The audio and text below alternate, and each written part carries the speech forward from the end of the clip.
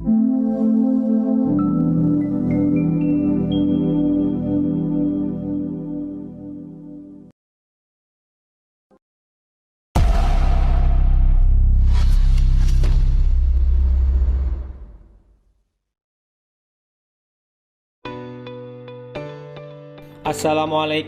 warahmatullahi wabarakatuh.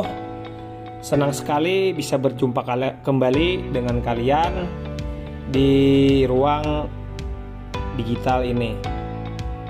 Pada kesempatan kali ini saya akan melanjutkan tugas aksi nyata saya dalam supervisi akademik, yaitu tugas 2.3.A.9, yaitu tahapan pasca observasi modul 2.2.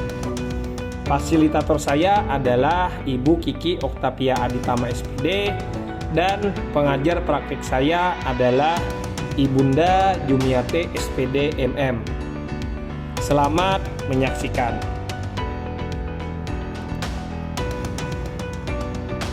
Di kesempatan kali ini saya berperan sebagai coach, dan Ibu Kiki Liliana SPD berperan sebagai coach atau guru yang saya supervisi akademik. Selamat menyaksikan. Tahapan pasca observasi. Assalamualaikum warahmatullahi wabarakatuh. Bagaimana kabarnya Ibu Kiki hari ini? Alhamdulillah, kabar saya baik, Pak.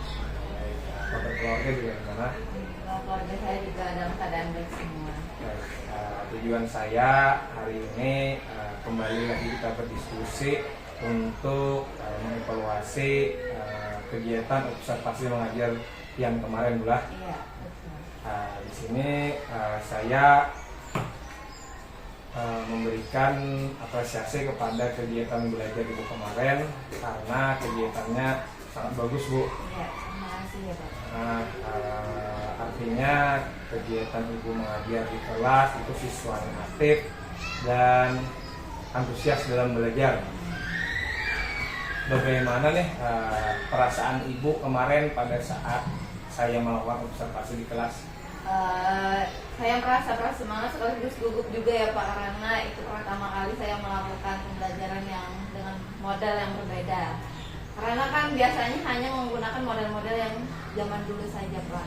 Jadi saya bersemangat untuk mencoba hal yang baru juga. Tapi saya sedikit gugup karena kan kemarin juga diobservasi, jadi nggak biasanya seperti itu. Baik, jadi Ibu kemarin sudah melakukan model yang baru Ibu buat ya, yang dengan kegiatan yang baru, dan Ibu antusias dan juga gugup ya, Bu ya? Iya, gugup sedikit. Baik, sekarang saya ingin tahu nih, Bu, kemarin Ibu bagaimana sih runtutan kegiatan Ibu atau persiapan kemudian pas kegiatan mengajar itu gimana? Kalau yang kemarin ya, Pak ya, yang pertama dulu saya menyiapkan RPP saya untuk pelaksanaan pembelajaran itu tadi.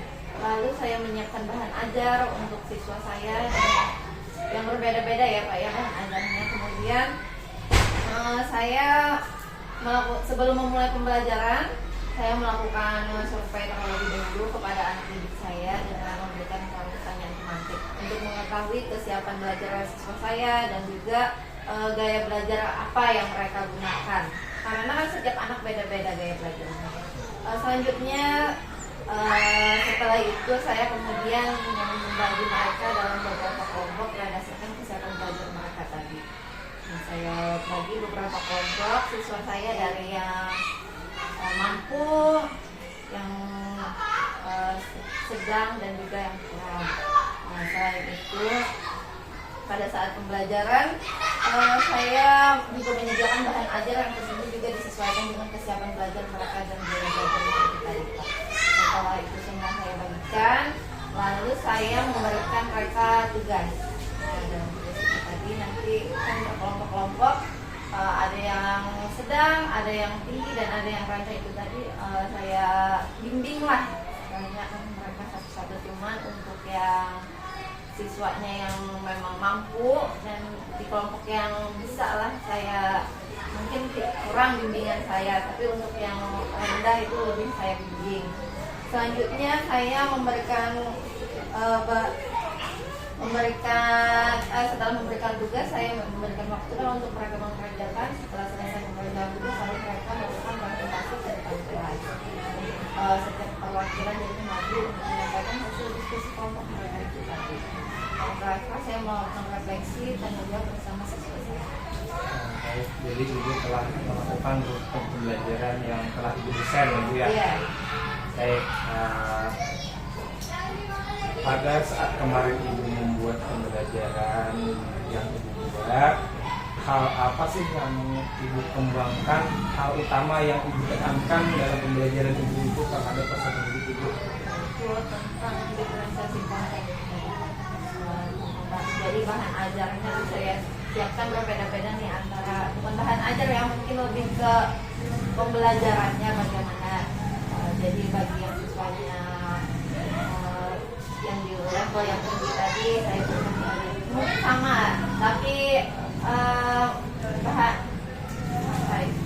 medianya yang berbeda, karena ada yang suka dengan pembelajaran melalui suara visual saja, ada yang audio visual. Jadi dari jawaban itu tadi, di sini Ibu hal utama yang dikembangkan adalah pembelajaran diferensiasi konten ya Bu. Iya. Jadi Ibu di sini mengakomodasi kebutuhan dan kesiapan belajar siswa Ibu. Baik, dari hal yang telah Ibu kerjakan, hal yang akan datang, kira-kira apa nih yang akan Ibu lakukan dari yang sudah Ibu lewati setelah melakukan pembelajaran diferensiasi konten tersebut? Mungkin nanti saya akan saya merasa sebetulnya itu ada kekurangan lah dalam pembelajaran saya, karena mungkin saya lebih fokus dengan siswa yang rendah ini tadi, yang di kelompok yang rendah, yang memang saya kira kan perlu bimbingan yang lebih banyak, sehingga siswa yang lain di kelompok yang lain sedikit terabaikan. Jadi ada sedikit kejutan mungkin ya saat itu keadaan jadi kurang kondusif saat pembelajaran. Baik Bu, izinkan saya menyampaikan hasil pengamatan saya pada saat Ibu mengajar kemarin. Di sini saya tidak artinya bukan menjustis apa-apa, tetapi saya cuma menyampaikan hasil pengamatan agar pembelajaran Ibu bisa lebih baik dan lebih maju.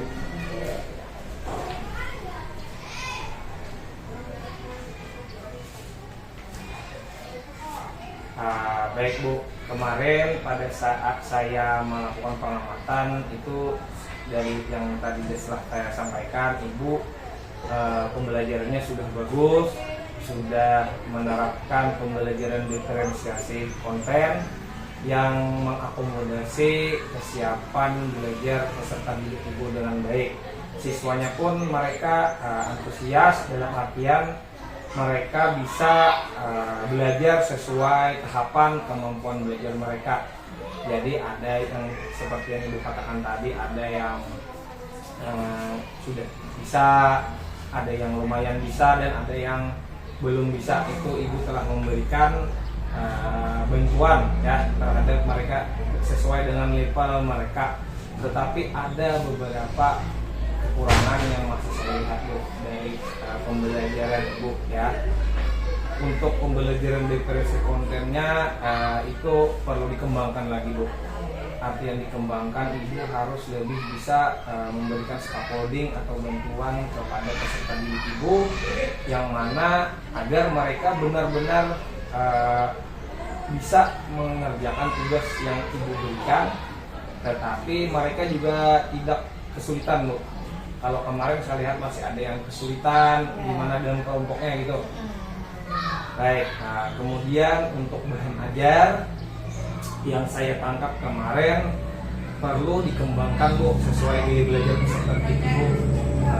Dalam artian kemarin saya lihat Ibu cuman menampilkan gambar di slide di proyektor ya Bu ya. Iya benar Pak. Nah, alangkah baiknya itu Ibu lebih dikembangkan lagi agar bisa mengakomodasi gaya belajar peserta ibu yang visual dan auditorial dan kinestetik Bu. Jadi harus 3 ini ibu bisa mengakomodasinya.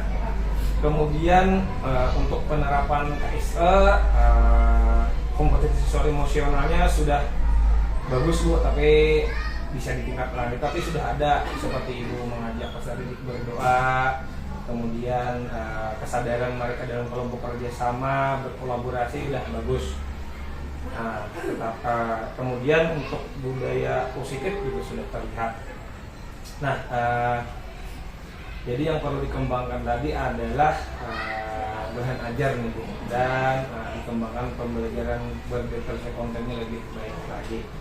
Nah, itu yang menurut saya ada kekurangan dari pembelajaran yang Ibu kerjakan. Nah, kira-kira bagaimana nih menurut Ibu tentang pengamatan yang saya dapatkan dari pada tahapan saya observasi ke kelas Ibu? Ya, yang itu tadi ya saya merasa memang begitu ya Pak, mungkin karena kurangnya kesiapan saya dalam membuat media itu tadi. Jadi mungkin ada sebagian juga siswa yang kurang memahami karena hanya berdasarkan gambar dan penjelasan saya saja tanpa ada video kayak bagaimana kurang saya jelaskan. Jadi saya merasa begitu. Selain itu juga itu tadi kurangnya pengawasan saya mungkin dalam mengelola anak-anak ini, bagaimana saya mengatur waktu supaya semuanya sama-sama mendapat bimbingan dari guru, meskipun ada yang kurang yang rendah tadi. Tapi itu tadi sedikit kita abaikan karena saya menganggap mereka sudah mampu, jadi kurang saya jadi Ibu tadi ada kekurangan untuk mengendalikan kelompok-kelompok tadi ya Bu ya. Iya. Baik, mungkin kedepannya bisa kita perbaiki lagi ya Bu ya. Baik, kira-kira nih Bu, apa langkah ke depan dari hasil pengamatan yang telah kita lakukan ini? Saya akan mempelajari lebih lanjut ya Pak. Maksud saya akan belajar lebih lanjut dulu, mempelajari dulu bagaimana pembelajaran berorganisasi ini. Selain itu saya mencari media-media yang pas untuk anak didik saya bagaimana. Karena selain itu saya juga akan belajar untuk bagaimana sih mengelola kelas yang baik supaya semua anak-anak ini terakomodir lah semuanya, tidak hanya kelompok yang ini saja tapi semua strategik merasakan bahwa gurunya ada, bukan hanya untuk yang kelompok rendah saja. Mungkin kedepannya Ibu akan lebih mengembangkan lagi ya Bu ya. Iya betul Pak. Jadi belajarnya ditingkatkan lagi, teknik Ibu menguasai pembelajaran literasi konten yang ditingkatkan lagi, dan penerapan KSE dan budaya positifnya juga ditingkatkan lagi. Kira-kira ada lagi nih Bu selain itu untuk kegiatan kemarin? Saya rasa tidak ada sih. Baik, Saya rasa itu saja yang mungkin kekurangan dari saya. mungkin mudahan ke depan bisa lebih baik lagi ya Bu ya. Ya. Terima kasih Ibu telah meluangkan waktunya. Nanti untuk pengembangannya Ibu saya kasih formulir pengembangan diri ya Bu ya untuk diisi.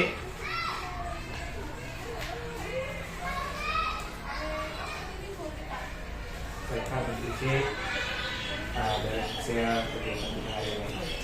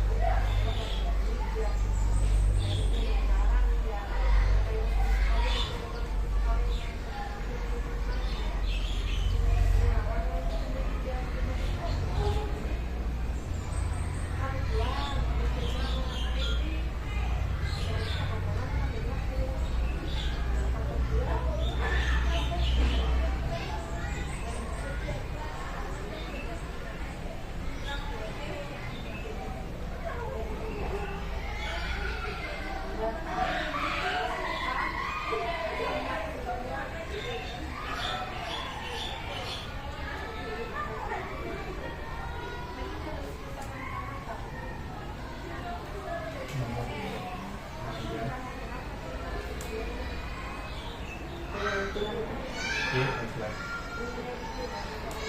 Ini harus bisa.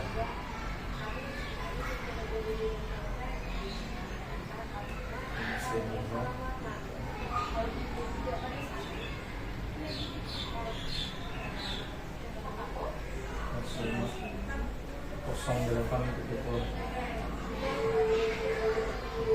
kurangkan buat iya iya iya nah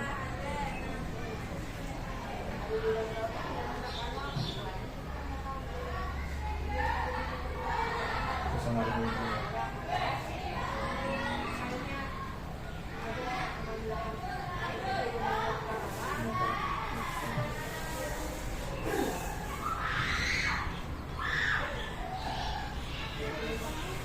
Baik, terima kasih Ibu telah meluangkan waktunya atas waktu kegiatan pasca observasi ini. Mudah-mudahan lain kali kita bisa melakukan aktivitas seperti ini lagi untuk dapat meningkatkan pendidikan di sekolah kita.